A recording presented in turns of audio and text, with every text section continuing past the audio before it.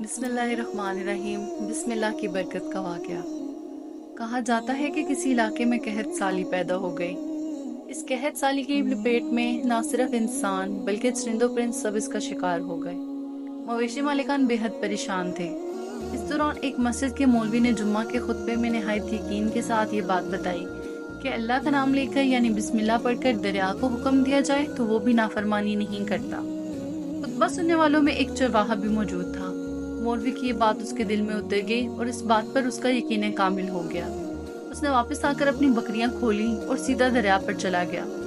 اونچی آواز سے بسم اللہ الرحمن الرحیم پڑھا اور دریا کو کہا وہ اپنی بکریاں چروانے کے لیے دوسرے پار جانا چاہتا ہے۔ اسے کہا کہ مجھے اپنے اوپر سے گزرنے دے۔ یہ کہہ کر اس نے اپنی بکریوں کو لیا اور دریا پر چلتا ہوا دریا پار کر گیا۔ دریا کی دوسری طرف کا علاقہ گھاس سے بھرا پڑا ہوا تھا۔ درختوں کے پتے بھی سلامت تھے کیونکہ کسی کو یہاں تک آنے کی رسائی نہیں تھی۔ اس نے خوب اچھی طرح اپنی بکریوں کو سیر کروایا اور واپس لوٹ آیا۔ یہی اس کا معمول بن گیا کہ وہ بکریاں پار چھوڑ کر واپس آ جاتا اور شام کو جا کر بکریاں واپس لے آتا۔ اس کی بکریوں کا وزن دگنا چگنا ہو گیا۔ لوگ چونک گئے اور اسے پوچھا کہ وہ اپنی بکریوں کو کیا کھلاتا ہے۔ وہ سیدھا سادہ اور صاف دل نوجوان تھا۔ اس نے صاف صاف بات بتا دی کہ جناب میں تو بسم اللہ الرحمن الرحیم پڑھ کر دریا پر چل کر اپنی بکریاں دوسری طرف چروانے لے جاتا ہوں۔ یہ بات سب نے سنی مگر کسی نے اس چرواہے کی بات پر یقین نہیں کیا کیونکہ یہ ناقابل یقین بات تھی۔ مگر بات ہوتے ہوتے مولوی صاحب کے پاس پہنچ گئی۔ مولوی صاحب نے اس چرواہے کو بلایا اور سارا ماجرا پوچھا۔ اس چرواہے نے مولوی صاحب کو ہی حوالہ بنا لیا کہ مولوی صاحب میں تو آپ کا شکریہ ادا کرنے والا تھا۔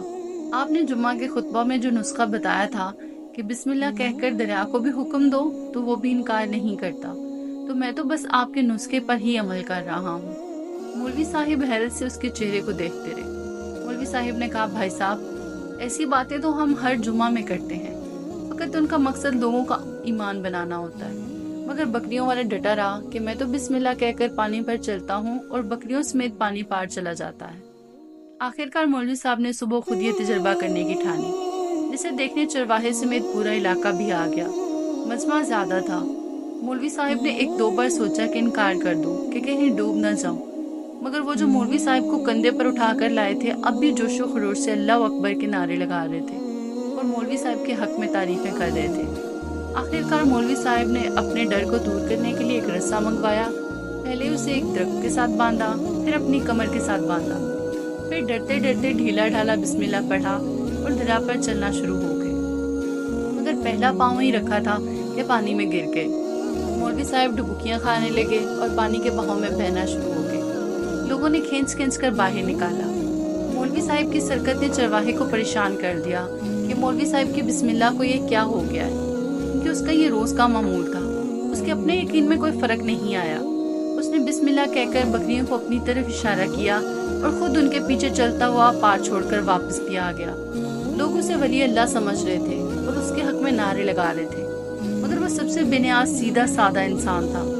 وہ مولوی صاحب کے پاس پہنچا اور کہا مولوی صاحب میں آپ کی بسم اللہ کی تعریف سے کافی پریشان تھا، مگر پانی پر چلتے ہوئے مجھے آپ کی بسم اللہ کی بیماری کا پتہ چل گیا۔ اس چرواہے نے درخت سے بندھی رسی کی طرف اشارہ کیا اور کہا مولوی صاحب یہ ہے آپ کی بسم اللہ کی بیماری۔ آپ کی بسم اللہ کی برکت کو یہ رسہ کھا گیا۔ آپ کو اللہ اور بسم اللہ سے زیادہ بھروسہ اس رسے پر تھا، لہٰذا اللہ نے بھی آپ کو رسی کے حوالے کر دیا۔ پھر کہنے لگا مولوی صاحب آپ بھی کمال کرتے ہو، میں نے آپ کے منہ سے سنا اور یقین کر لیا اور میرے اللہ نے میرے یقین کی لاج رکھی، مگر آپ نے اللہ کا کلام سنا مگر یقین نہیں کیا، لہٰذا آپ کو اللہ نے رسوا کر دیا۔ محترم عزیز دوستو، یہی کچھ ہمارا حال ہے۔ ہماری نمازوں اور دعاؤں کا حال بھی یقین سے خالی ہے۔